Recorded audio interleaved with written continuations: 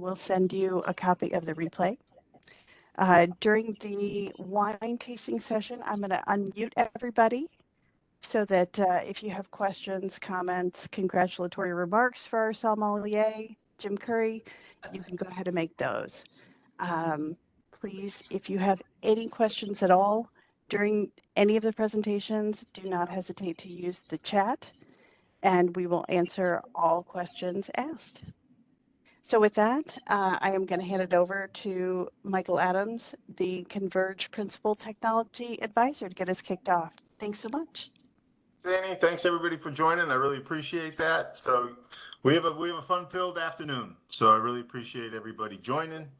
Let's get right into it. Let's go through a little bit of the agenda. So I'm a Principal Technology Advisor. I will be walking you through part of this presentation. I'm joined, joined with Brock Greer, who is our cybersecurity practice leader.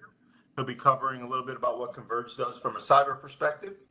And Doug Schofield, who's our IBM Partner Technical Specialist, and he'll be joining me in covering some of the Flash cyber resiliency stories. So I guess, and then we're going to have the main star, Jim Curry, who's fantastic. We did one of these events last week for IBM Power, and it was very well received, and Jim was really professional. So you're really going to enjoy that. So before we get into the actual agenda, why don't I just pause and let Doug, and I think Brock just joined, Annie, and let Doug and Brock and Jim introduce themselves. So Doug? Sure.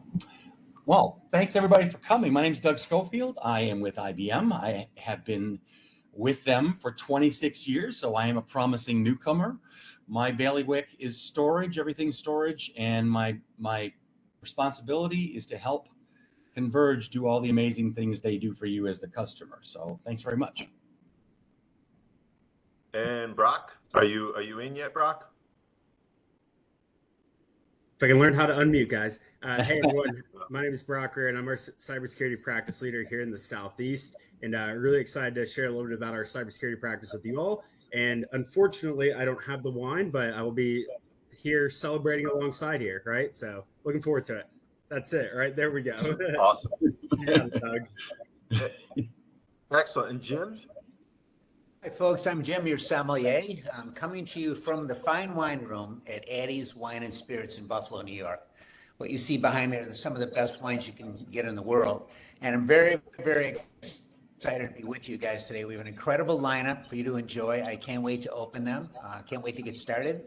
Basically, I'm a sommelier that's received about 15 years of training. I have gone to the Napa Valley Wine Academy, the New York Wine and Culinary Institute, and the Wine and Spirits Educational Trust in London, England. I've also worked as a winemaker in Freedom Run Winery here in the Niagara County area. So hopefully learn some great stuff today, and we'll have some great wines together. So I'll see you in a few minutes. Cheers.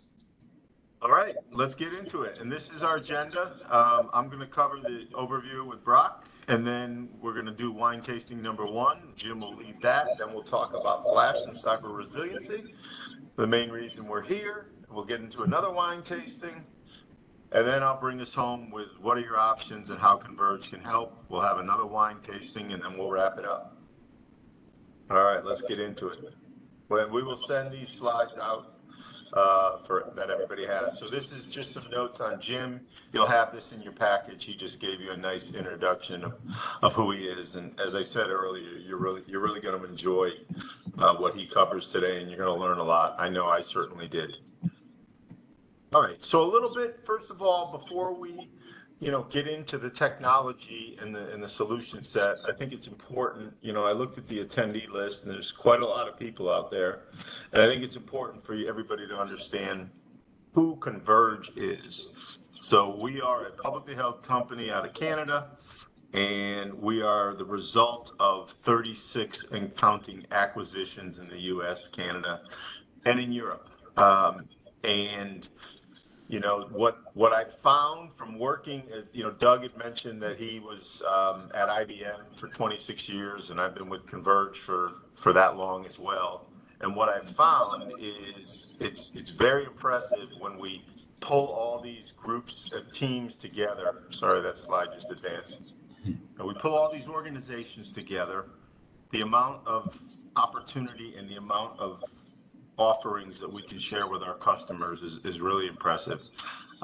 We have, I'll go through about the technical talent, but really what we're built on is culture. You should feel that we're treating you, appropriately. We're paying attention to your needs. We're delivering on, the solution sets as promised, and we're treating it like it's a long-term partnership, because that's what we like to have with our vendors as well as with our customers. You should see the skills manifested.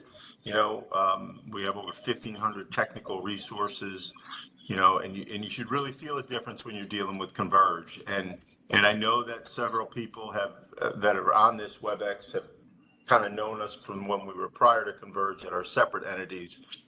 But just to give you the amount of breadth of what Converge is, I came from one of the acquisitions, Lighthouse. We were about 85, 90 people in Rhode Island and New England, and $100 million. And, now we're 3,200 people and $4.1 billion. And there's just so much we can bring to the table. You're going to get a little touch of that today, broad strokes, and then we're going to dive into the solution set offering. So, as I mentioned, we are a global company, right? And this is where our footprint is from a sales perspective. Our technical resources are aligned vertically so they can support, any of the regions. We do have a lot of vendorships, a lot of partnerships with the vendors. So it allows us, when we're working with you, to do what we call our AIM strategy: advise, implement, and manage. So when we're working on a cyber resiliency opportunity with you with IBM Flash, we not only can we bring that solution to you, but we can also tell you how it would differ from other solutions in the marketplace, because we know what those things bring to the table. So we can differentiate that, again, giving you the best understanding to make a decision and feel confident moving forward. We also have 6 data centers. Some of these dots, there's 6 data centers that we have. It's what we call our Converge Enterprise Cloud, which allows customers we can host their environment if they don't want to host an environment, or if they're deciding that they want to do a cloud-like experience with a secondary data center, but they don't want to own that data center, and they don't want their information up in the public cloud and their assets there. We can host those environments as well. And we also have offerings that are Converge offerings that we actually offer through the marketplace in Google for IBM Power and IBM Storage. So that's a little bit about our footprint. Now let's look just at a high level. This is what we bring to the table. When we aggregate all of those companies and all of the skill sets and the technical acumen and the business acumen, these are our sweet spots. They are businesses in their own right that the team behind them has solution architects, solution specialists, delivery leaders, and business leaders. But there's a lot of integration cross practice, across all of these practices.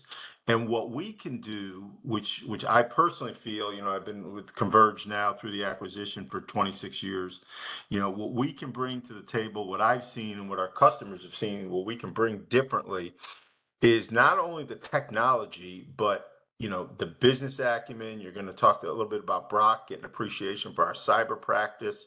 If we're talking about cyber resiliency and we're talking about infrastructure, those things belong together, and we need to address all of that, and not just from a technical perspective, from a business perspective, because really the whole thing, our whole goal with our advise, implement, and manage strategy down below is to provide good business outcomes that either make you money, save you money, reduce risk, make you more efficient. So that's really what our goal is. Because we have a lot to cover today, I'll just touch base. Analytics, really, if you think about it, it's all about the data. Whether you're looking to visualize data, whether you're looking to move data. We have a lot of customers that are looking to move data to the cloud into solutions, or whether you're looking to do artificial intelligence, AI, which is something we've been doing for 25 to 30 years, not just since ChatGPT made it popular to the public. Those models need to run on data, right? They have enough problems with hallucination in their own right. We need to make sure that that data is accurate. So there's a lot of blending in of our advanced analytics and our AI practices, but I think just in the essence of time, I mentioned that we do advise, implement, and manage because we are, we like to be a trusted advisor, bringing the right solutions. Then we certainly can implement them, and that's what a lot of our work is with our SEs and our delivery team and our project managers. And then a lot more customers now for pretty much all of these offerings. There's a managed services aspect of that, so that if you like the solution, but you don't want to manage it and you want Converge to manage it, we can also do that as well. So if you think about it, as I mentioned today, that's a lot, right? But now we're going to start to get in. We're really focusing today on these two, the integration of these two areas, cybersecurity and digital infrastructure. So that's just setting the table on who Converge is. That's a little bit about the theme going forward. What I'd like to do now is give the floor over to my peer, Brock, so that he can kind of talk to us a little bit about our cybersecurity practice. Brock? Yeah, absolutely. Thanks, Michael. And team, I'm not going to spend 45 minutes today, right? Because I know we want to get to the main event and have Jim and everybody up here.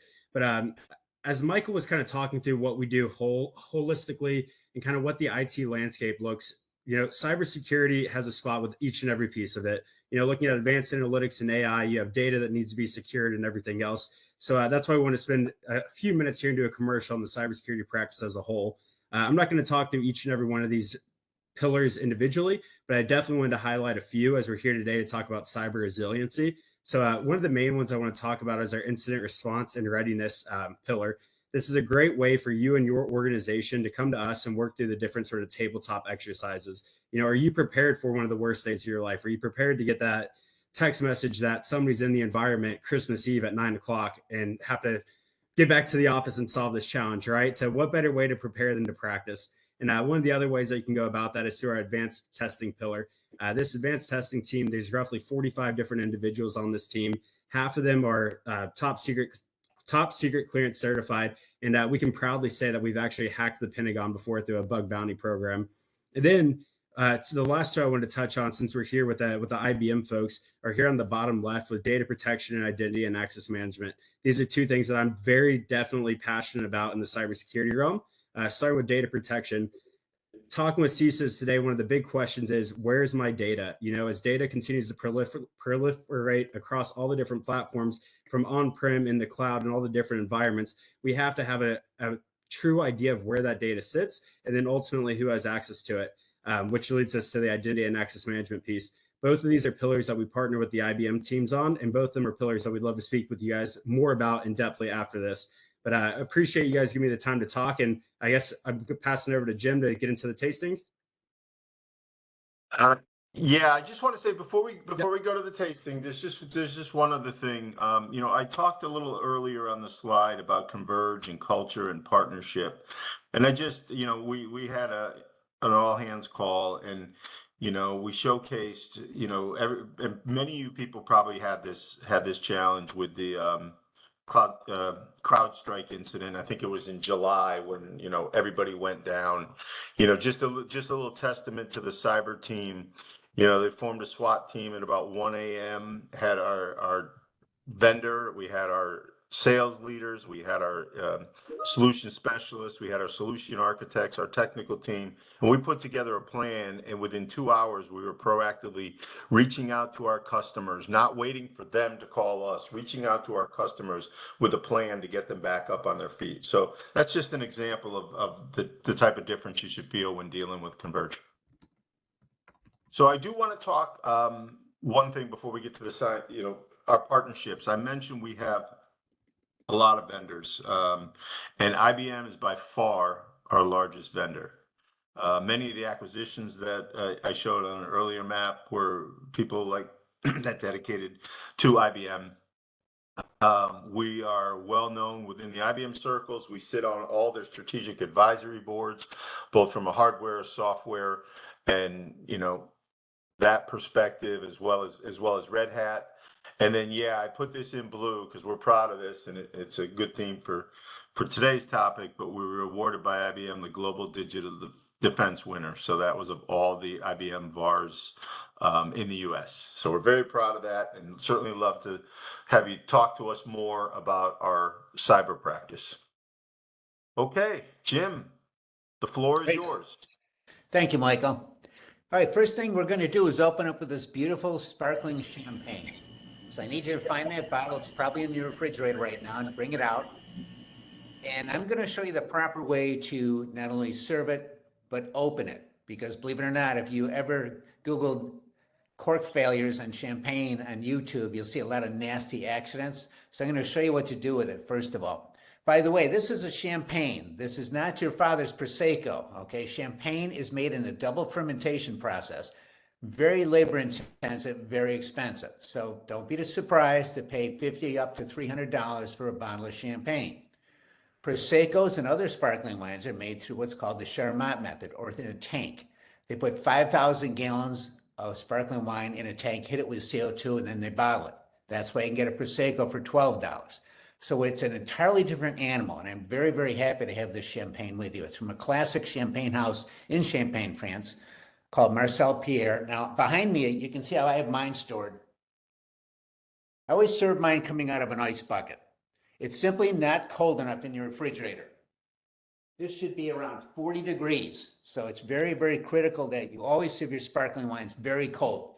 If you can, just get an ice bucket, put it in there, and that'll be fine. Much colder than you would a white wine. So I'm going to show you the safest way to open this thing, because this is a very powerful bottle on the inside. It's over 60 pounds per square inch of pressure. The tires on your car are only 30. So this cork, when open, can travel 50 miles an hour.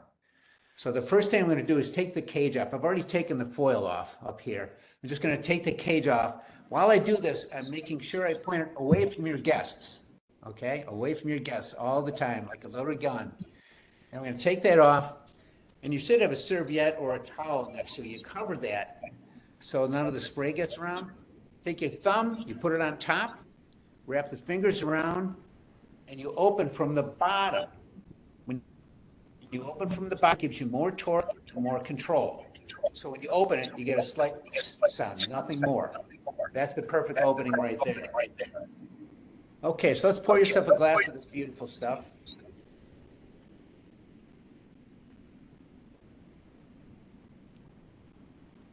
I'm using a champagne flute. You can use a white wine glass, totally fine, totally fine. Pour yourself a generous amount, because we're going to look carefully at the bubbles in the champagne. And when you go to somebody's house party and they're serving you sparkling wine, you're going to be able to tell whether that's a champagne. Here's how you do it. First thing you do is you hold it up to the light and you look carefully at the bubbles. And when the bubbles are very small, organized and going straight up, straight vertical bubbles, that's called a perfect bubble train. You only get that in a bottle of champagne. If you get something that looks like random Diet Coke bubbles, you're probably drinking a Prosecco or a Californian sparkling wine. So that's the big difference, the bubble train. Now, right now, when you sniff this on the nose, you should be getting a lot of different tropical fruits and citrus, lemon, lime, mango, all different kinds of beautiful things on the nose. Let's take a sip, everyone. Cheers. Thanks for letting me join you today.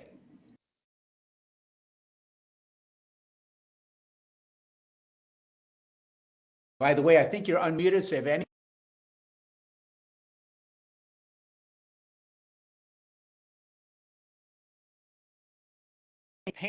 it's the world's perfect pairing wine. It's like the Swiss Army knives of wine. Because of the high acid content, it allows you to pair with any kind of things from buttered popcorn to buffalo chicken wings and everything in between. The acid content of this champagne will break down the fats and whatever you're eating, and will make it just very palatable together. So it's a wonderful pairing device. Now you notice your mouth is salivating right now. And it's salivating or drooling because it's a very high acid wine. Sparkling wines, in particular, champagnes, are very high acid. That's a beautiful thing. The more acid you have in your wine, the better your chances of pairing it well. So this is a great example of what you get when you go to Champagne, France. This is an entry level, which is in the $50 to $60 range. You can spend up to $300 on a bottle of Dom Perignon if you want. But this is an exceptional quality. And I noticed on the finish, you get a breadiness or a doughiness. And the reason you get that is because the way champagne is made. It's double fermented. It's made in a bottle first to create wine, and then it's rebottled again with yeast to create carbonation. So, and that's what we're getting, that beautiful doughiness from the dead yeast cells that sit in the bottle until it gets finished. It's great with seafood, mollusks, shells. I love it with shrimp. Shrimp cocktail, it is a fantastic thing to have. It is a classic blend of French grapes. The classic 3 grapes used to make champagne are Chardonnay, Pinot Noir, and Pinot Meunier. And they have different amounts of each depending on what winery you go to. But that's the classic pairing you will see, those 3 grapes. So that's important to know as well. Now, this one is a brut. We need to talk about sweetness for a second. This is very confusing. And it pertains to all sparkling wines. A brut wine is a wine that has 12 or less grams of sugar in it. A dry wine has 30 grams of sugar in it. I know it makes no sense, but when you're looking for a dry champagne, you do not buy dry. You buy brut or extra brut, which is only 6 grams per liter. So when you go to the store, make sure that it says brut or extra brut.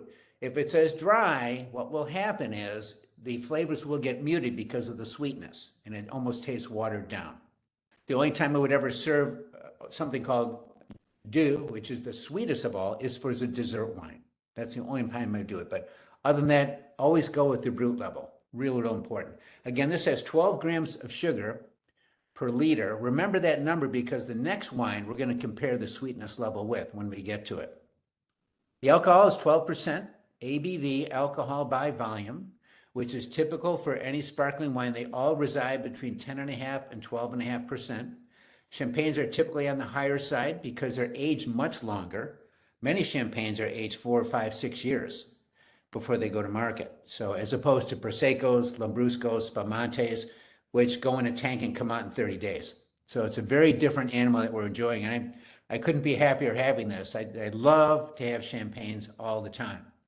So if you have to finish one bottle tonight of the 3, I would finish the champagne tonight. It's very difficult to reseal.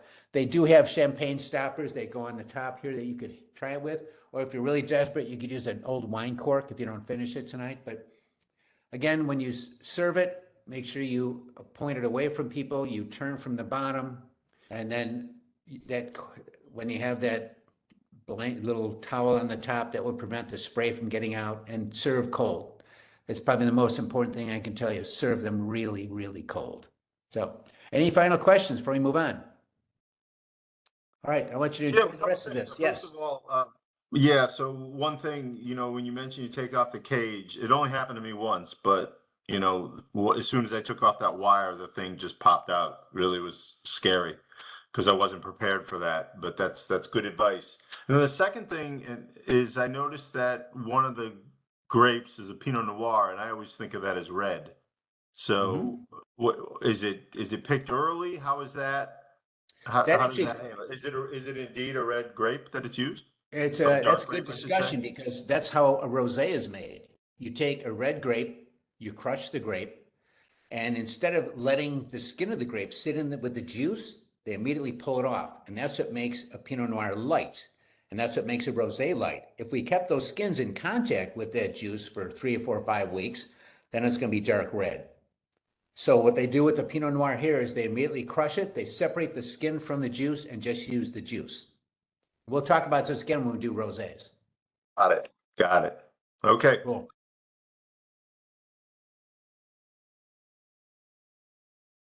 All right, let's get into it. All right. If you take a look, data resiliency, WIAC now, I think if you just look at these numbers, they speak for themselves. And it's really not a pretty picture, and hopefully you haven't experienced this, but cyber attacks are up 200%, and about 25% of the customers who have paid still couldn't recover their data. So it's not surprising, no reason to trust the bad guys to say what they're going to do what they're going to do. And it takes over 3 weeks 23 days on average to recover after a ransomware attack. And most businesses can't survive that.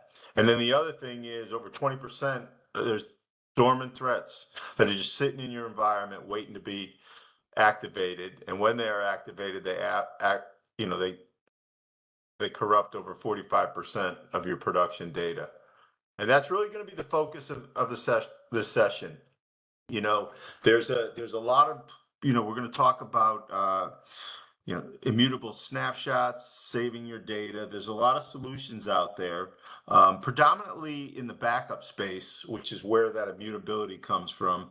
It's also where the ransomware people, the hackers go first, is they want to go after the backups. But we're going to be taking it another level today.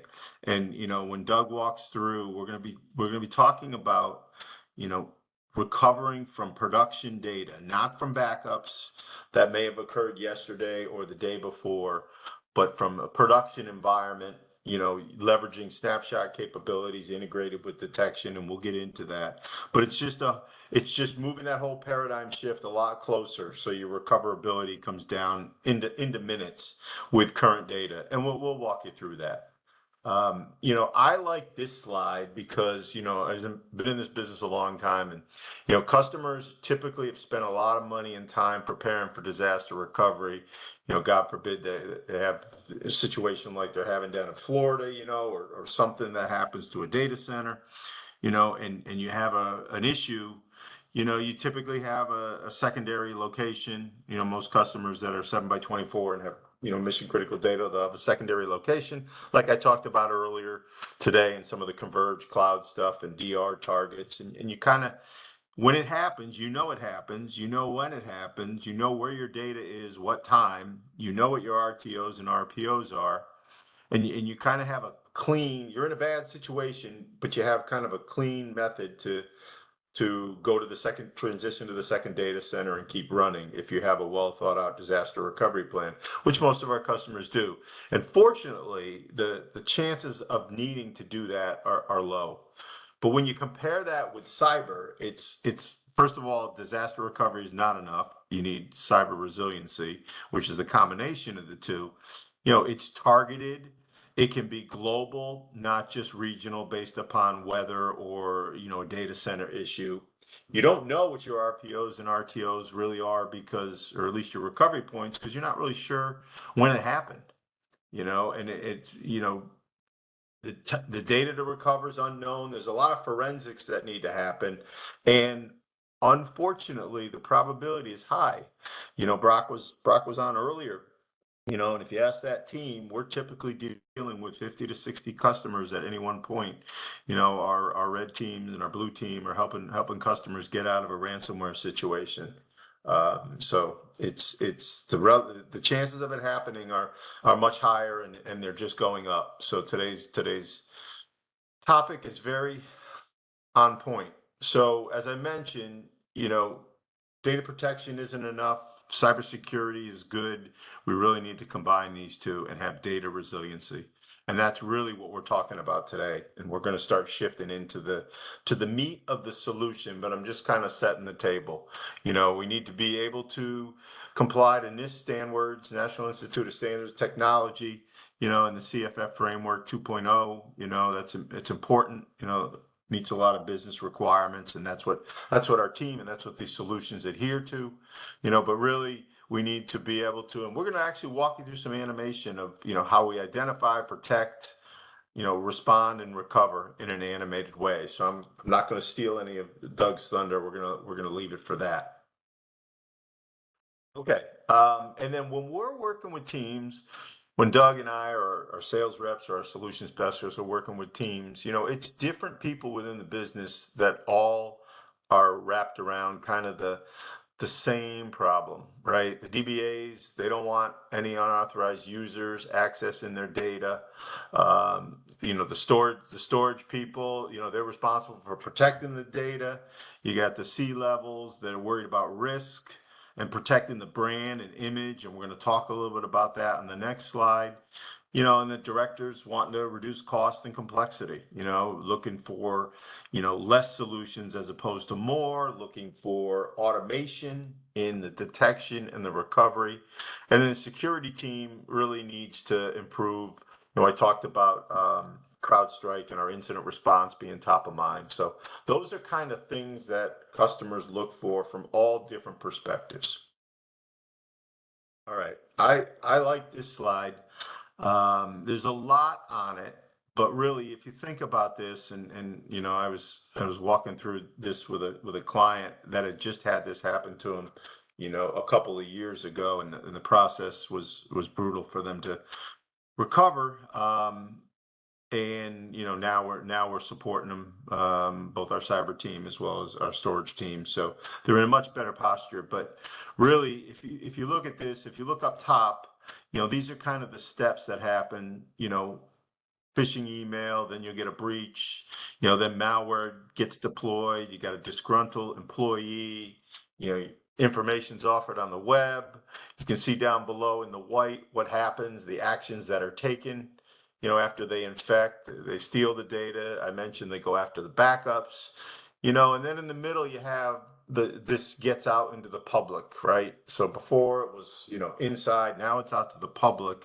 Well, now you're worried about your brand, you're worried about the public perception, the impact on customers, if your data is hacked, their data could be hacked too. So it's just a lot of exposure, and you're trying to really reduce the impact of the brand, right? Not only from a technical perspective, but just of the brand in general. And for some smaller companies, they could go out of business, right?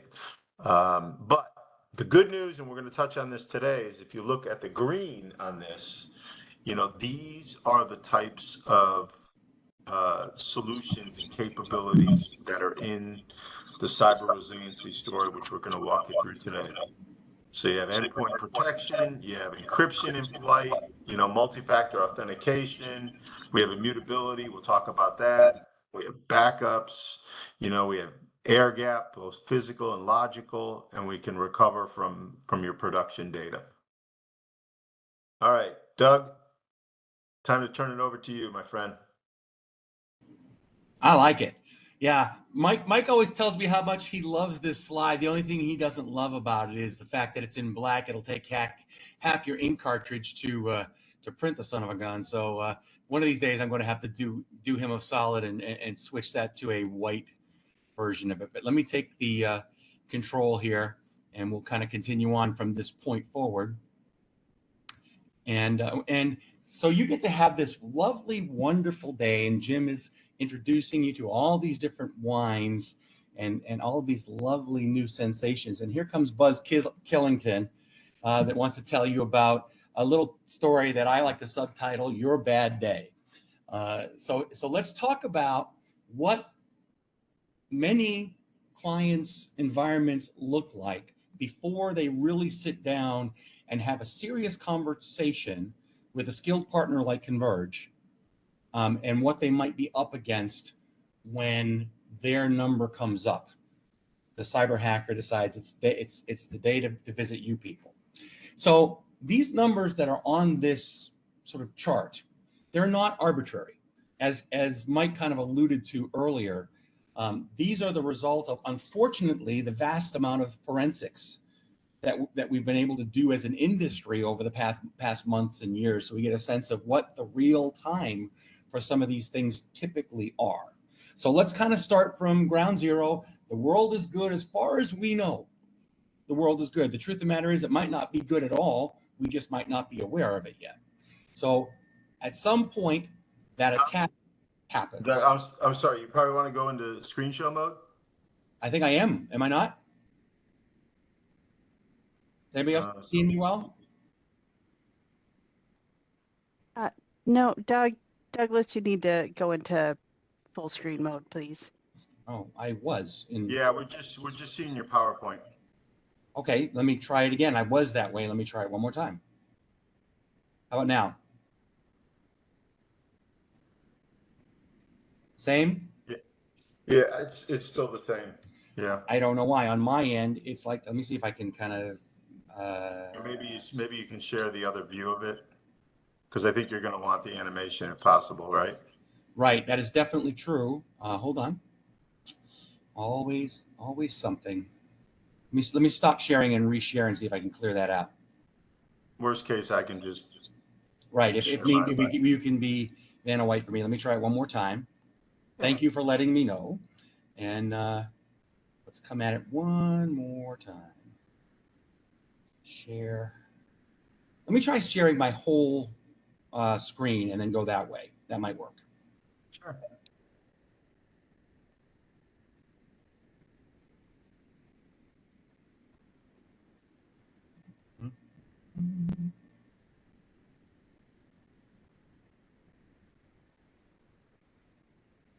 Okay, we are sharing again, and now let me pop it up into screen mode and see if we get a better result.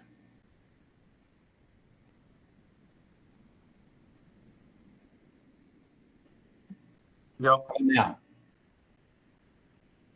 You're good. Okay, wonderful. Thank you. Okay. Thank you both, because you're right. It's very small if you're trying to see it in that little mini window. So here we go. We've got the event that starts, and that's where my ticker starts. So now from the point that the attack actually happens to when it is detected, and let's talk about what detected means.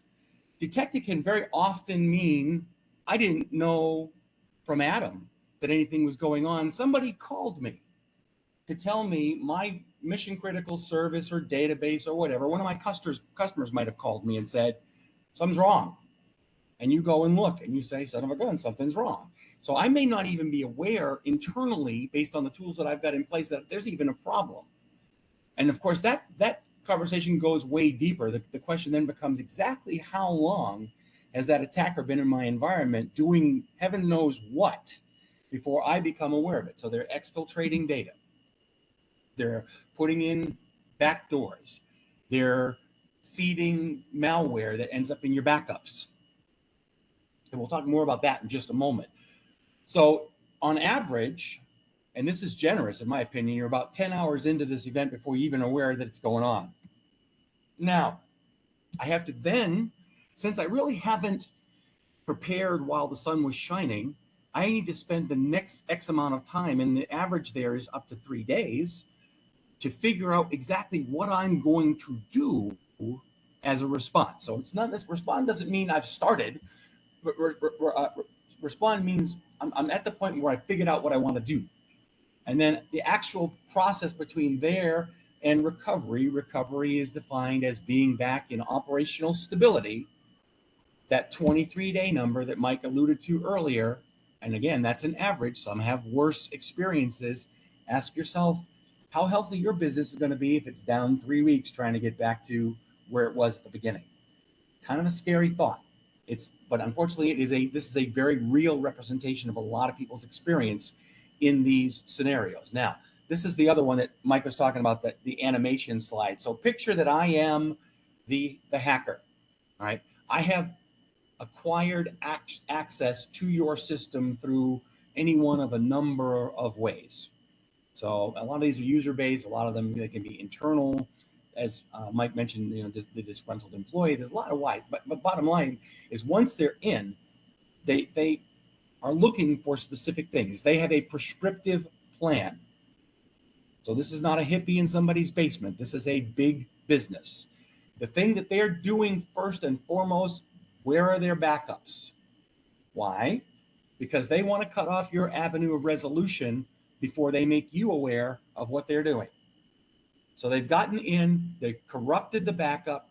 They're corrupting, in many cases, multiple backups, so that you've got no recourse. Then they hit the production data. And as it hits the production data, it propagates across the entire environment. We respond, we say, get me the backups. We go to the backups and we find out that our adversary has already been there. The next thing I get to do, friends, is write a check. And that's why insurance companies exist that give you coverage so that you can mitigate the cost or budgetize the cost of a cyber attack. but we really don't want to be in that scenario any more than we have to be. So then what do?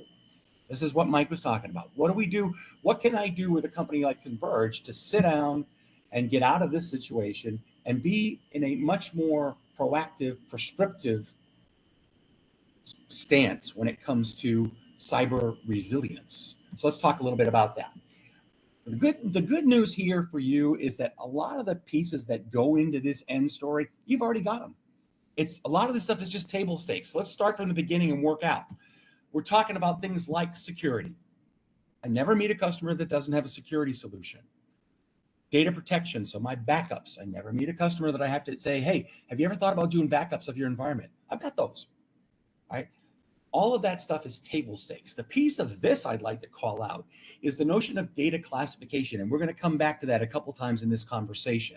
All right. In other words, if I have a specific subset of my data environment that needs to be recovered in a more expedient, more proactive way, the time to talk about that and to configure yourself for that is now, not later. All right. We need to make sure that I've got that stuff segregated and isolated onto a specific subset of my environment so that when I need to go and recover it, I can treat that differently than the rest of my data. That's an important thing, because if I set out to recover everything, sure, I'll do that. But man, oh man, that's going to take a while. All right. So that's the very first part of this conversation. The next is to go to the immutability conversation. Now, when we say immutability and air gapping goes with that concept, usually what comes to mind for people is tape. These days, you can add cloud into that story. So in other words, I've got some sort of isolated, physically disconnected place where I can keep my data. And the rationale there is that, well, the bad guys can't get there. Okay, that's great. And that never stops being a part of the overall strategy. But here's the thing, and you know this as well as I do, guys. If you send everything to tape and expect to recover from there, expect pain and expect time. It's a perfectly viable solution in subsets of your environment, but if the need is for speed, and it is, physical air gapping of this type is not a good standalone solution. I need to be thinking more in terms of logical air gapping. And in the case of the environment that we're trying to build here, we're talking about actually creating snapshots that live on the same array where your production data live, so that I can immediately access those and use them as the basis for the fastest possible recovery. That is the next generation of how we are looking at being able to make you ready for a cyber attack. So logical air gapping is a big part of this conversation. Now, as I build these steps, for the most of this is okay, let's sit down, let's figure it out, work with a consultant like Converge, understand what your environment looks like, and set it up accordingly. The next thing I have to do, again, an activity that's happening while the sun is shining, is discovery. So I need to be watching with various sensors at various points of my operation with things like malware scanning, with things like testing and validation. That's where we introduce the notion of a clean room. That is a network isolated place that can be sort of my test environment to make sure that these snapshots that I am taking on some periodic level can be validated depending on the workload that they're running, to make sure that, okay, I've got the snapshot, that's great, but if my bad guy's been in there for 6 months, it's possible that my last 6 months snapshots are no good. All right, so I need to be able to be looking at those things regularly, confirm that, yes, I can use this particular saved image of my world as a valid recovery tool.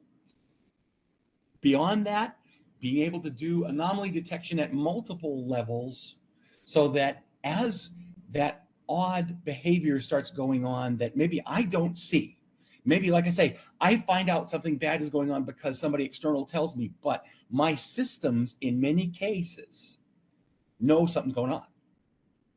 Let's take advantage of that, and let's set some flags that go up, that goes to my security admin, that goes to my storage admin, so I can take prescriptive actions when things outside the normal are happening. Now, take it to the next step, recovery. This is back where we started talking about the data classification earlier. We need to talk about what constitutes my minimum viable company. That's a term you should get comfortable with. It is exactly what it sounds like. What's the stuff I need in order to get back to operational stability in the shortest possible amount of time? I still care about the full company. I've got to get that all recovered. It's important. I have to have a plan for that. But I need a more proactive plan for that part that gets me looking right to my customers, the regulatory bodies, all of those people. All right. Then we go back and say, okay, how do we get the rest back as quickly as possible as well? Now, all of that takes work, takes conversation. Let me give you a really good example real quick. Minimum viable company, customer that I know about that went through this exercise by themselves, identified every application, every database, everything that was absolutely vital, and they tested it through, and they got everything back up and running. It was glorious, and they were still down. Why were they still down? They hadn't included the authentication system in their minimum viable company. So all the apps, all the data was there on the system, and nobody could log in. That's why you need a pro. That's an obtuse example, but there are much more granular examples that you want to be in that room with somebody like Converge that's done this before and says, have you thought about this? That's a very important part of this. The last piece is what really makes this go, because this is a lot of work to get to this point. Guys, you know this as well as I do. None of these concepts are necessarily new things in your brain. You've heard these conversations before. The piece that makes this go is the automation. Once I've got it figured out, I need it to happen periodically, frequently, and automatically. That's where the orchestration piece comes in, and that is tie-ins to my security, tie-ins to my management and my trend analysis, because part of this is I've got to be able to prove to some regulatory body that I'm doing this and that I'm in good shape when they come knocking and saying, you know what, you have all kinds of sensitive data. You better be able to show me that you're taking care of it. That's where the automation comes in. That's what the general gist of building a resilient environment looks like. Of course, we want to sit down with you and talk about the specifics of your environment that plug into these various spaces. But once you've done all of that, you want to wrap it in a wrapper that will do all the rest of it for you.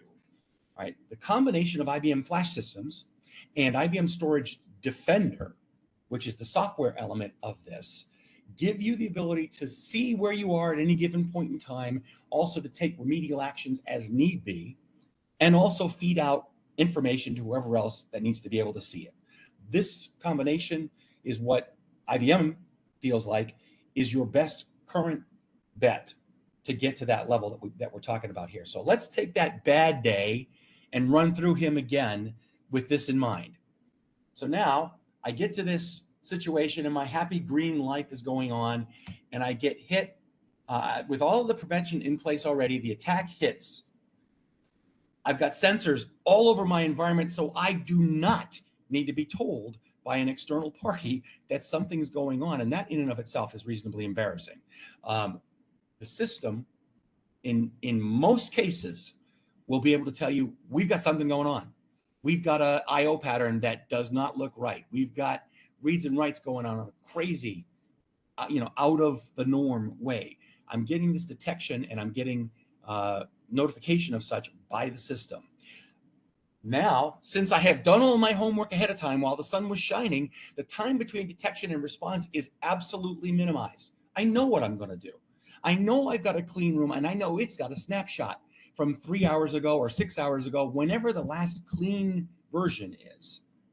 That can be the basis for recovery. I can then start very quickly into my recover phase. And in the case, in an enterprise case, it can be hours. In isolated cases, when an attacker goes after like just one specific thing, and that happens, I can get my recoveries down to minutes in some cases with this methodology. So yes, I've still got to report that it happened. Yes, there's still some level of pain, but it's dramatically reduced. I think Mike alluded to it earlier. Sometimes these events can be crippling. Sometimes they can be fatal.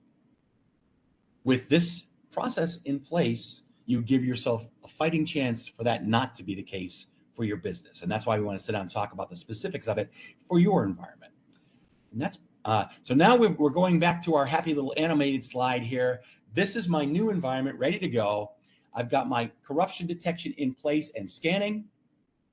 It's using AI technologies and machine learning as the basis for trying to figure out if anything's going on. I've got my secure immutable copies and my clean room set up. I'm regularly scanning and making sure I've got good, valid copies to use as the basis for recovery.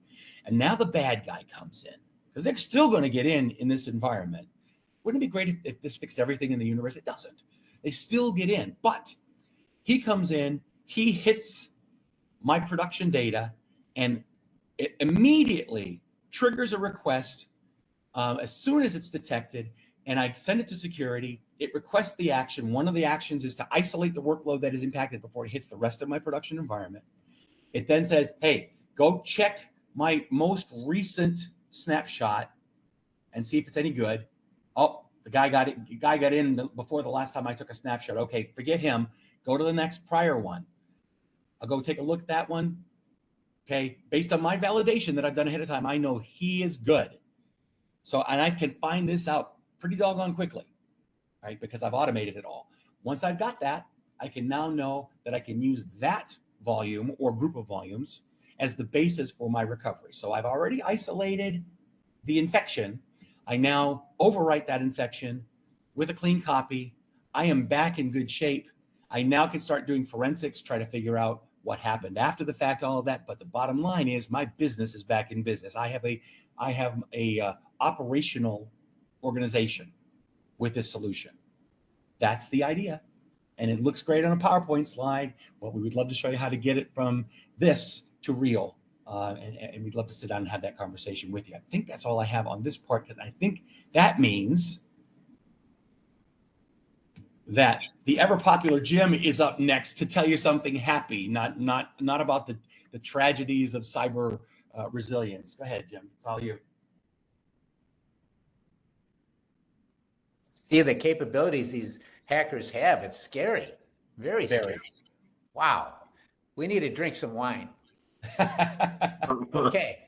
So we opened with that beautiful champagne, and if you're ever having a wine tasting at your house, always open with some kind of sparkling wine. If you can't afford a champagne, you get something else. But that just sets the mood for the night and cleanses your palate for what's coming next. So you always start with a sparkler, then you go with the light wines, and then you finish with big red wines. And that's what we're doing tonight.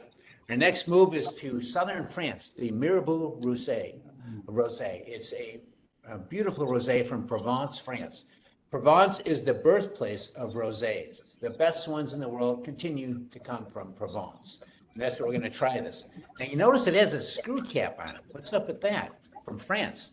Back in the day, 20 years ago, people used to really frown on screw caps, thinking they were the indicator of a really cheap wine. Not the case anymore. There are some countries that have moved to completely banning corks, New Zealand being one of them, Australia next year being another, because it's so much better for the environment. And if you do not finish that bottle tonight, you do get to completely seal it from the oxygen. Oxygen is wine's #1 enemy. The more oxygen gets in there, the quicker that wine is going to go south on you. So we've got this beautiful Provence rosé. If you want to get a great rosé, make sure it says Provence on the label. Let's pour yourself a glass of this. Now, rosés from France will always have a beautiful salmony, peachy color to them, like this one does. If you have one from California, you may find it to be a bit redder. Italy, definitely redder. But this is the way a Provence rosé should look. Absolutely beautiful, beautiful, beautiful, beautiful. I just have a quick question, Jim, for the whole group. Yes, Am I the only one that has inadvertently put a corkscrew through a screw cap of a bottle of wine? I've definitely done it. You're not the only one, Doug. We actually have a cartoon that we show at the end of some of the shows of the guy doing it. So it's okay. The wine's still good. Mea culpa. All right. So we've got this beautiful rosé. Now, Michael and I touched on before, why is this wine not red? This is made from Grenache and Syrah, which are heavy-duty red grapes, but yet it's pink. Reason for that is what we talked about earlier. When you ferment grapes, you crush the grapes and you keep the skins in contact with the juice. The skins contain the color and the tannin. If you quickly separate them after crushing within 12 hours, you will not get a red wine. You will get a pink wine. And that's what we're getting here, a pink wine, because we've taken the skins out of the picture. That process is called maceration, where they take the skins, and if you want a dark red, like a Malbec, something like that, you leave those skins in contact with that juice for months. But that's not the case with this rosé. So that's how rosé is made. It starts out like a red wine, but ends up like a white wine. So first thing we're going to do is swirl it. I'm going to stick your nose in there to smell this. Important to swirl first because we want to get as much as we can on the side of the glass. And that, as it evaporates, will give us a much better nose on the wine. So one of the first things you'll always get with a rosé is a strawberry note. Almost every rosé in the world opens with a strawberry note. There'll be other things as well, but strawberry will be the primary driver. Let's take a sip, everybody.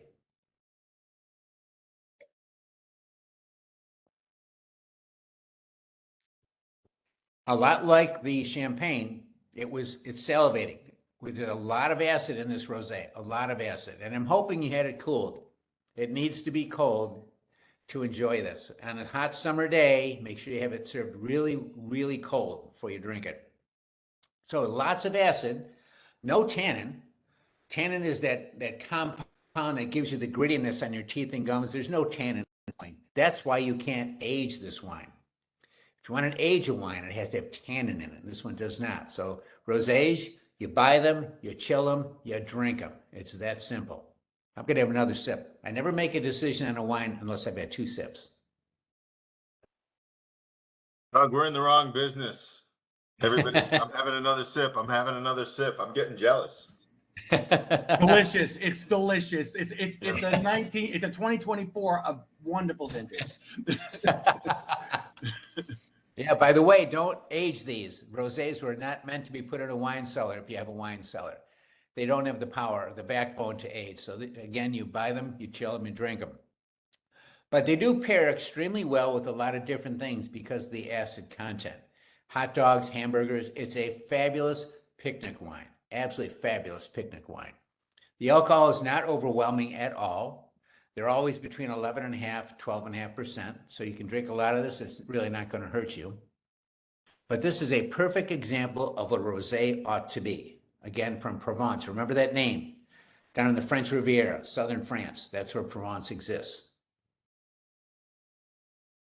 Last year, the Wines Enthusiast magazine lists the top 100 wines of the world every year. And there's always 2 or 3 rosés, and they're always from Provence, France. So when you go to the store, and they're not that expensive. This one is between $12 and $15, depending where you go. You can spend up to $30 on a bottle, absolute high-end bottle, but really don't need to. This gives you the essence of Provence for $12 to $15. So it's a great, great choice. Great, great choice. Now, let's talk about sweetness for a minute. Before I mentioned the last champagne we had 12 grams of sugar per liter. 12, and that's dry. And the term for that is brut. This one has less than 1 gram of sugar per liter. Less than 1 is almost non-existent. That's why there's only 55 calories in a glass of this rosé, because there's no sugar. Absolutely, I mean, less than 1 part. That's incredible. So it's a super bone dry one. You can buy other rosés that are sweeter, but generally dry is the way to go. And this is probably as dry as you're going to find. 1 gram per liter. Okay, questions on this one? All right, good. Well, enjoy throughout the next part of the presentation. We'll come back, and then we're going to change up to a heavy hitter when you come back. So make sure that you drink some water in the meantime.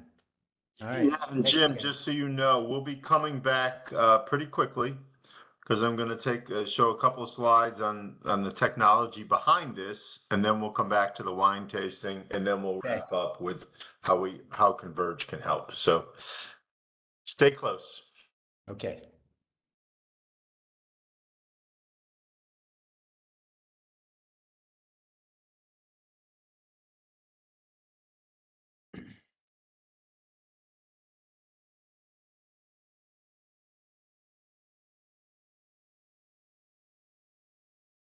So we sharing now? We're back?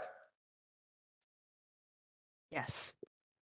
Perfect. Okay, so we covered who Converge is.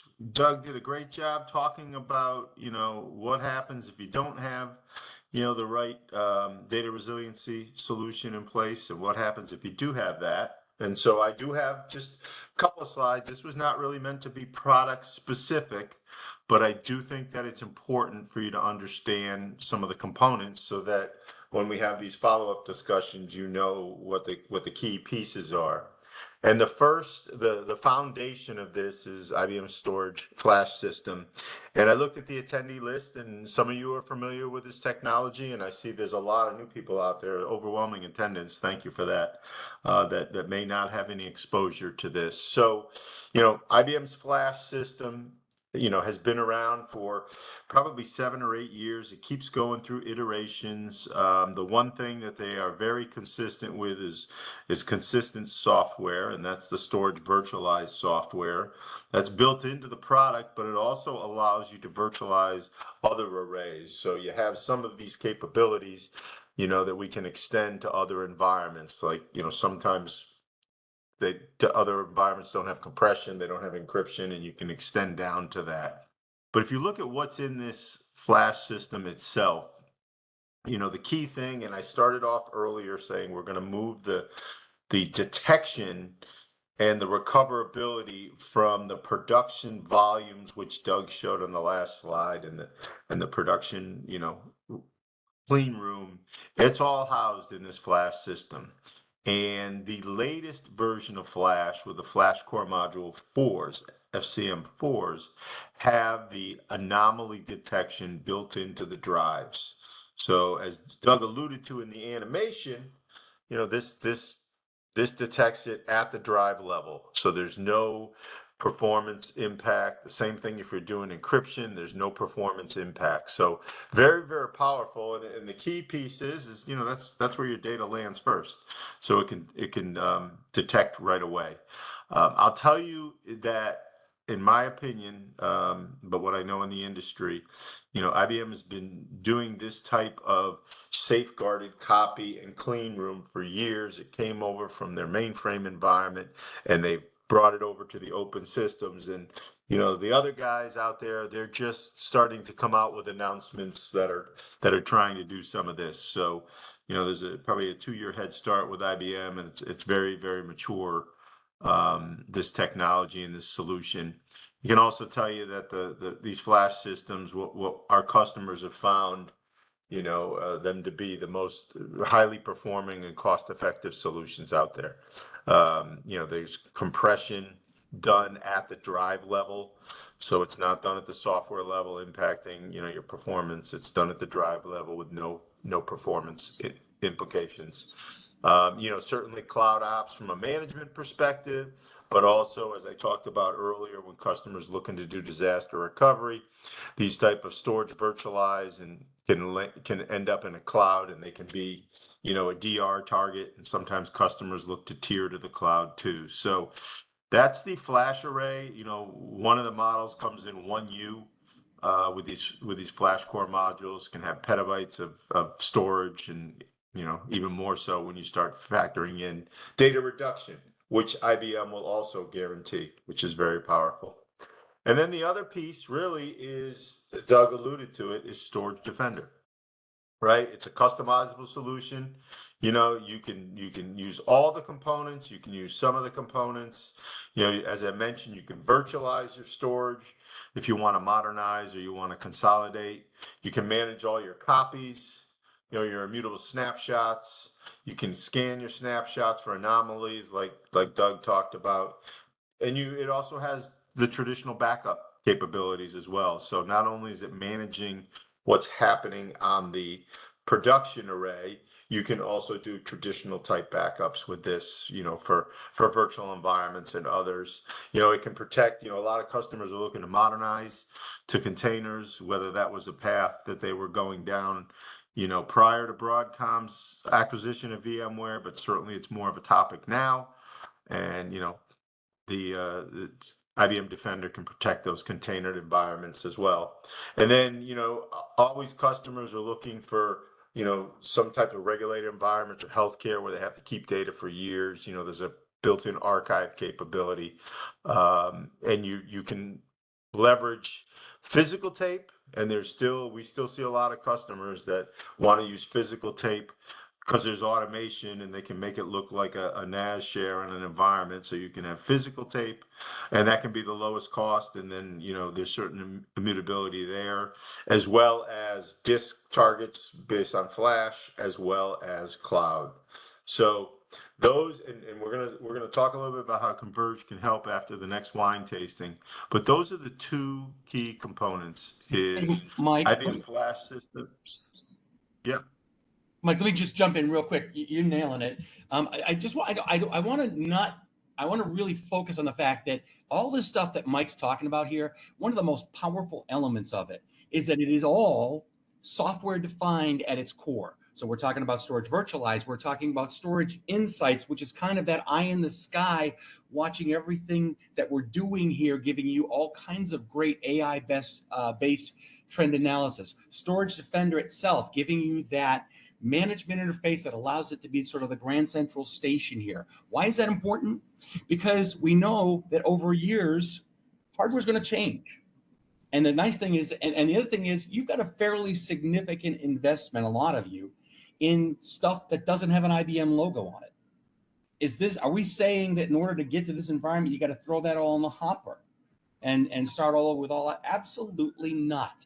We can use this environment, this software-defined environment, as a gateway to whatever you're doing now, and simplify that whole process when you start talking about things like migration between pools, and you start talking about being able to combine pools across devices, that kind of thing. And also now I can have storage in one or multiple data centers, one or multiple edge locations, one or multiple clouds. And my admin is going to see that like it's one thing. It's a very powerful statement. It goes back to what Mike was talking about.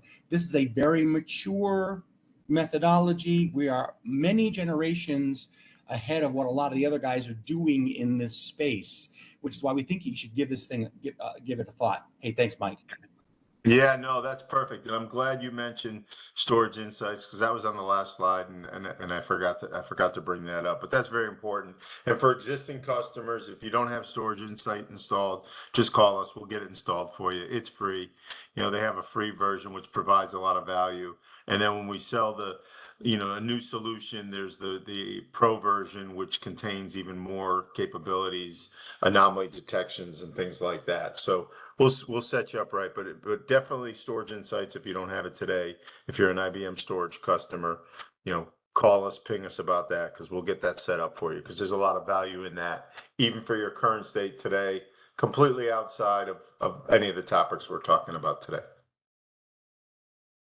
Okay, now we're on to our third wine tasting, and we're doing great on time, and then I'll just take us home after that, Jim. So Great. Over to you, my friend. All right, thank you, Michael. So, real important, have some water, guys, before we try this next wine. You are in for a very special treat. So have some water. If you have crackers, cookies, anything like that, cleanse your palate. The wine you're about to have is very different than anything you've ever had. Bordeaux, as you may or may not know, is the place where the greatest blends of red wines were ever made.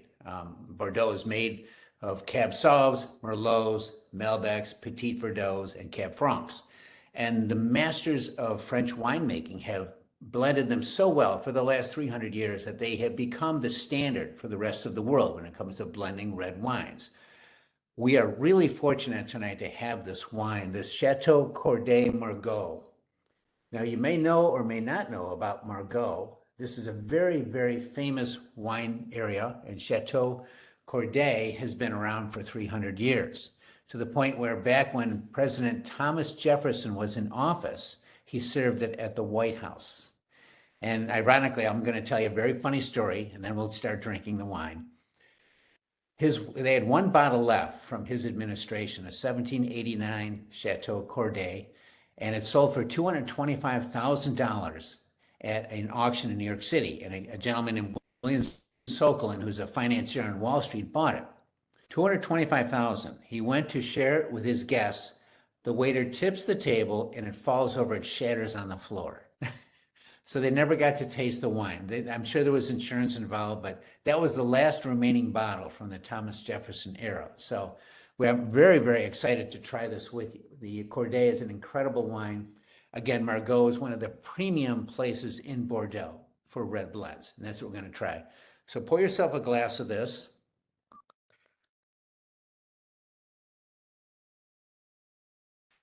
Another thing you really need to know is something about vintage year. When you see 2019 on the label like this, that's not the year the wine was produced. It's the year the grapes were harvested. And that's really important to know. Why? Because the year of harvest determines the quality of the grape many, many, many times. In 2019 was the finest vintage year in Bordeaux in 15 years. So if you're shopping at a wine store and you look around, you see these $80 bottles of Bordeaux, if they're from 2019, jump on them. It's a great investment. That was one of the truly best years in the last 30 years. So we're having right now this 2019. We got an unbelievable deal on it. That's the only reason we're having this tonight. Fabulous wine. I'm going to take the rest of it home to share with my wife tonight. But it's got a lot of amazing things that happen on the palate. First thing we're going to do is we're going to swirl it to get as much as we can on the side of the glass and take a good sniff of this one. It's going to be really different of the last two wines, very different. This one is very complex. It has a lot of dark fruits, blackberries, blackcurrant, cassis, all of these things on the nose. It also has a mineral feel to it, like dirt or wet stone.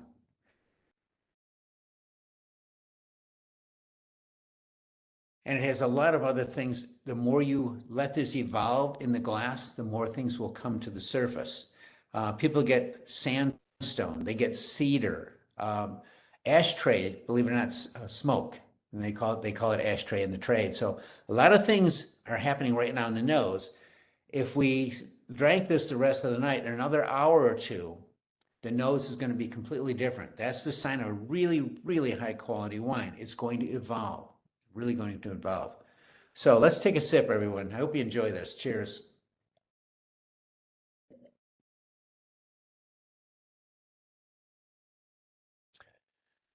Very powerful wine.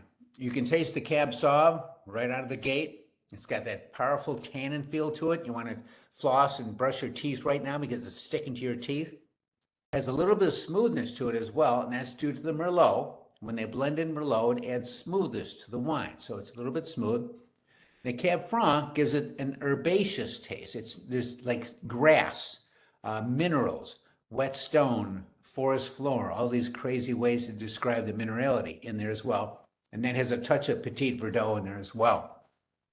Again, a master blend from Bordeaux. All of those grapes contribute to a beautiful, overwhelming taste that is completely balanced. The fruit, the acid, the alcohol, the body, the water, and the alcohol are all just perfectly balanced. So nothing is out of skew. That's what makes this a classic Bordeaux. Now, what do you pair this with? It's powerful enough we can do a nice juicy filet, and that'd be fine. But lamb and duck work really, really well. Now, this is a 2019. Again, the grapes are from 2019, the vintage year. It's hitting its prime right now.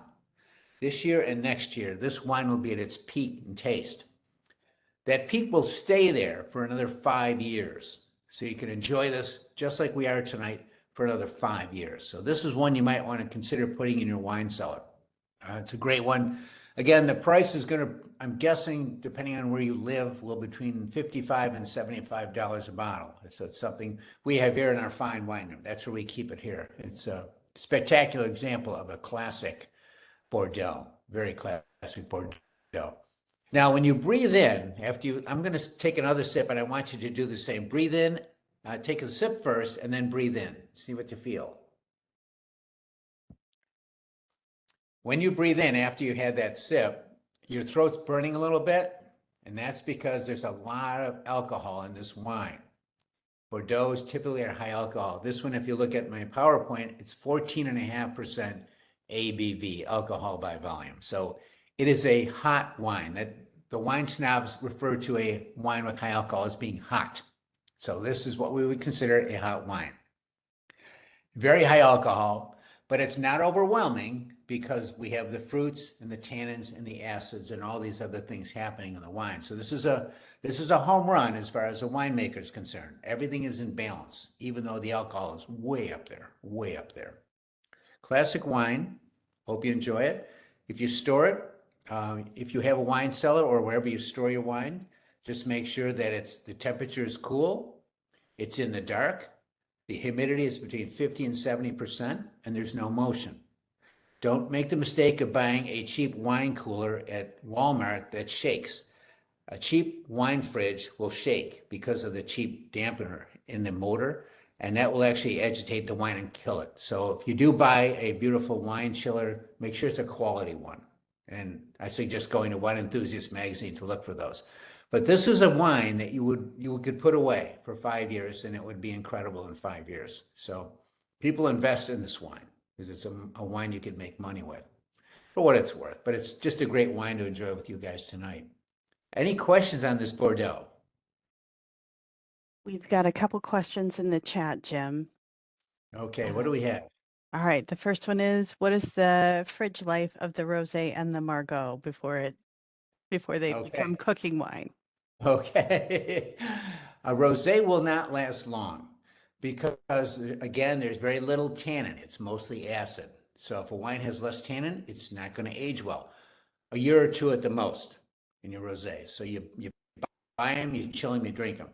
The Margaux is very rich in tannins, and it's rich in acid. It's peaking right now, but it will stay at that peak for the next 5 years, and it will be really, really drinkable for the next 20 years after that. So don't be in a rush to drink this one. It is an extraordinary wine. Champagnes, like we had before, storage is not an issue because you're having a wine that's under pressure.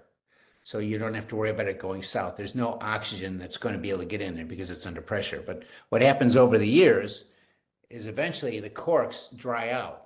And that's when oxygen gets in. That's why you always store your wines sideways so the cork stays moist. Otherwise, it's going to be vinegar in a year. Another question? For all the folks who have opened this wine and don't have a friend at home that can help them drink it, how long will it last? Okay, if you're drinking this wine, and I'm going to do the same tonight, I'm going to save this for probably the weekend. What I will do is I immediately cork it, so I end the risk of oxygenation. So I'm going to cork it right away. I'm not going to sit on itself. I'm going to put it in the refrigerator on its side.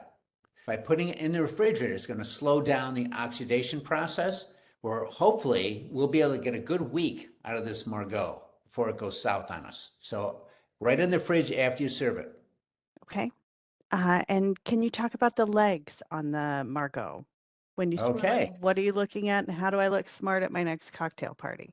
Okay, all right. When you're swirling any big red, whether it's a Cab Franc, Cab Sauv, Zin, you swirl it, you tip it on its side, and if you have a clean glass, you will see legs or tears form at the top of the glass. And the speed that they move and the thickness that they are indicates the level of alcohol. So right now on this one, I don't know if you can see mine, but I have very slow moving legs, very slow moving. They're thick, they're very viscous, and the reason for that is high alcohol. If we were drinking a Sauvignon Blanc right now, that was at 10.5%, when I swirled that, the tears would look like water. So it's a great way to, before you even taste the wine, to know what kind of alcohol is involved. It's kind of like the champagne thing where we looked at the bubbles, and before you even drink it, you'll know whether or not it's a high quality sparkling wine. Same thing. Excellent. Thank you, Jim. Okay. Tell the participants about the 2020 rule. Okay. A lot of people ask about serving the right temperature, which is critical for wines. A lot of us make the mistake of serving our white wines too cold and our red wines too warm. So what I suggest to people is that use something called a 20-20 rule. And that's where with white wines, you bring it out 20 minutes before you're going to serve it. And that brings it to the exact room temperature you want, 60 to 65. With red wines, you put it in the refrigerator 20 minutes before you're going to serve it. And that brings it down to 65 to 68, depending on the varietal. So the 20-20 rule is a really handy thing to have. If you want to get really picky, within the whites themselves, they have different chilling points. Sauv Blancs, Chenin Blancs are at 58 degrees. More fuller-bodied white wines like Chardonnay, Viogniers are 68. They're warmer. And the same goes with red wines. Pinot Noirs, Beaujolais, Gamay serve a little bit cooler, 62, 63. And full-bodied reds, Zinfandos, Cab Sauves, Cab Francs, serve closer to 70 degrees, 68 degrees. So it gets complicated, but the 20-20 rule is a pretty good rule to live by. Awesome. Any more questions, Annie? Nope, that'll do it. Thank you. All right. Awesome, Jim. Okay. All right, guys. Thank you, guys. I'm going to bring us home. Bring us home. We're doing great on time. It looks like 4:52. We're going to be respectful of everybody's time. So listen, now I'm shifting gears. So you've heard about Converge as a whole, what the company's all about. We talked about, data protection. We talked about cyber resiliency, made up of IBM Defender and IBM Flash. We've had some great wine. Where do you go from here, and how can we help? And this slide, it's more for a takeaway, but as you can see, I mentioned earlier, IBM is our largest partner. We have a dedicated team that covers all aspects: server, storage, cloud. All the different flavors of servers out there, both IBM and non-IBM, as well as backup and data protection. And obviously IBM storage. And what we do for customers, again, because I've been through this a lot, is when a customer comes to us and says, I'm interested in this technology, where do we go from here? And that's when we engage our solution architects, and that's part of a pre-sales effort, but we do a lot of work on your behalf. We actually will do performance analysis. We'll look at your existing environment for performance capacity, because we want to make sure, obviously, we hit those metrics at a minimum. And then we also do proper sizing for future growth, as well as proper sizing for what we call safeguarded copies, which is the repository or the clean room that Doug alluded to, for the data recovery. So we're gonna do all that, and then as part of our, typically our job and part of the proposal, to help the TCO. And again, this is something that, is unique in the industry to IBM is, there's a very impressive trade-in. And I'm just not going to get into the selling aspects now, but just to know that IBM will give you a check. They'll write you a check for assets that are coming out as part of this. And sometimes those assets can be 4, 5, 6 years old. IBM, non-IBM, doesn't matter. They give you that, they value what you're putting in, they give you value for what you're taking out, and they cut you a check directly to the organization. So that, customers love that, because that money is not tied to anything specific. It's a check. They can do whatever they want with it. But the important thing is Converge is going to do all that analysis for you, and as well as services, managed services if needed, and a migration plan to get from where you are to where you want to go. Because it's important, if you see something that you like, how do we remember, make money, save money, or eliminate risk? How do we eliminate risk? And that's to show you a migration plan. So those are just some of the things that our IBM solution architects and our IBM systems team will do. Okay, a couple things that I want to make you aware of. Last 2 slides. Cyber resiliency assessment. Again, this is a no-charge assessment. Takes a couple hours. Very structured interview process. We'll work with you in conjunction with IBM. We'll ask you some questions, and we'll actually print out a report to show you where you're meeting, where you have gaps are, and it just gives you a good foundational baseline for where we need to take you going forward. And we'll send you plenty of information on this. A lot of customers really enjoy this. They see it, there's value to it. There's really meaningful value to the cyber resiliency assessment, and just reach out to us, because the screen is a little bit small, but I just as soon want to send you some sample deliverables. And then the last thing is, and this is relatively new, you want to take this system for a drive, you can have it for 2 weeks, no cost, no contract, right? Just fill out a form. iRent is the company that'll do it. They'll get an approval, get 2 weeks lead time, then the system will show up, and we'll work with you to help get it integrated and put it through its paces.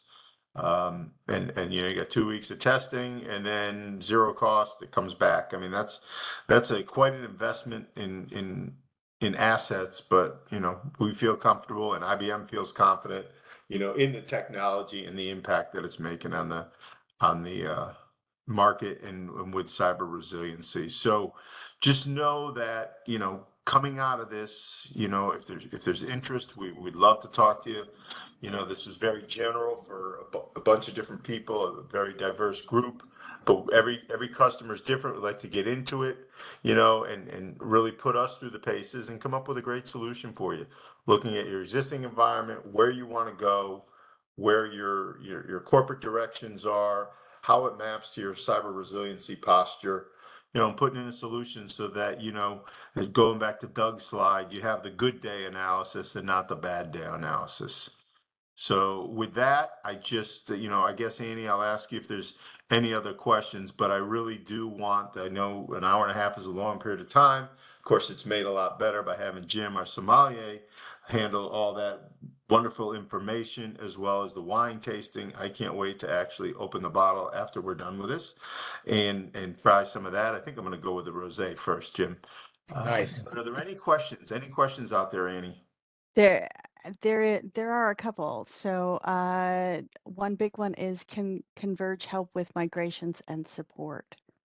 Yes. I touched on that a little bit, but yeah, obviously, if you're looking to go into a new environment, we got to help you get there. So we'll lay out a migration plan, and that's we touched on a little bit about the storage virtualized component of IBM Flash, being able to sit in front of other storage arrays, and we can leverage that to do seamless migrations, because we can put this in front of an existing storage array. I think it supports over 450 different vendors. Pretty impressive that virtualization technology has been out since 2003. So it's very mature and very well accepted in the marketplace.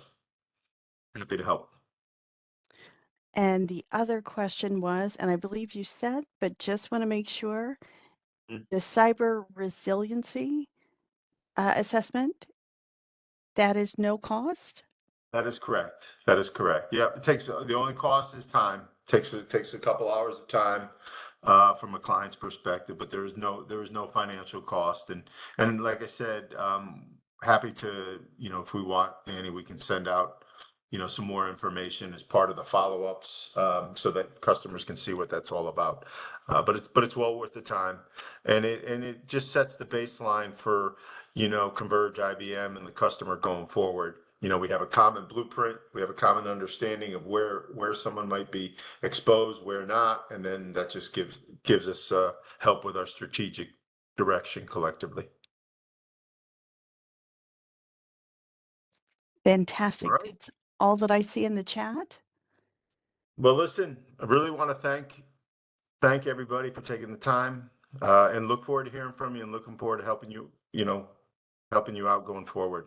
We're here to help. Thank you very much. Have a great day, everyone. Thanks, Guys. everybody. Thank you, We'll Jim. get Thanks, the Doug. replay out early next week, and I will send out links to the free assessment, and also the FlashSystem test drive if you're interested in that. Thanks so much for joining us today, and have a great afternoon. Thank you very much, Annie, for pulling this all together. Do appreciate it. Thank you, Annie. Thanks, Jim. Bye, guys. Bye.